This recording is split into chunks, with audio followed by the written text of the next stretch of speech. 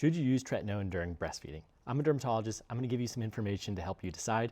Of course, you should always check with your OB-GYN, pediatrician, and/or dermatologist before deciding if it is something you should use, but here's some general information for you. Now, most women stop using tretinoin during pregnancy because of the theoretical risk of birth defects. Oral retinoids, such as Accutane, have a very high risk of causing birth defects, and there is a theoretical risk that if you apply enough tretinoin or other retinoids, that they can also cause birth defects. But during breastfeeding, the baby's been born, so there are no risks of birth defects. But what else is there to consider? One of the big things you need to consider is if you take oral retinoids, it can cause irritation of the liver, it can raise your triglycerides and other cholesterol levels, so you want to make sure it is not getting to your infant in significant levels. And then of course the other thing is you do not want it to get onto your infant because it can irritate their skin. So let's go over the information. I would like to point out two websites to you. First is the LactMed database on the NIH website, which provides all the information on a bunch of medications. And then there's also mothertobaby.org, an organization that also helps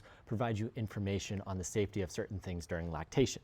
And for tretinoin, they say that there are no studies. There are no studies on the safety or efficacy of tretinoin during breastfeeding.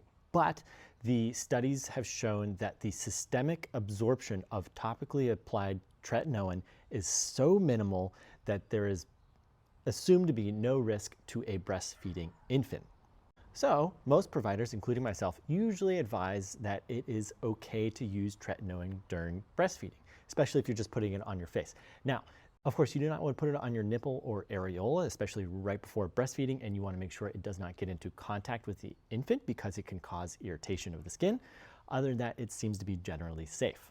This also applies for trifarotene, another retinoid. For adapalene, it's also considered safe. However, they do not recommend applying it in large areas because there is a theoretical risk of absorption. And then there is a higher risk consideration for dessertine. They do not recommend it applying to more than 20% of your body surface area, which if you're just applying it to your face, there's no way you're going to hit that. That's okay.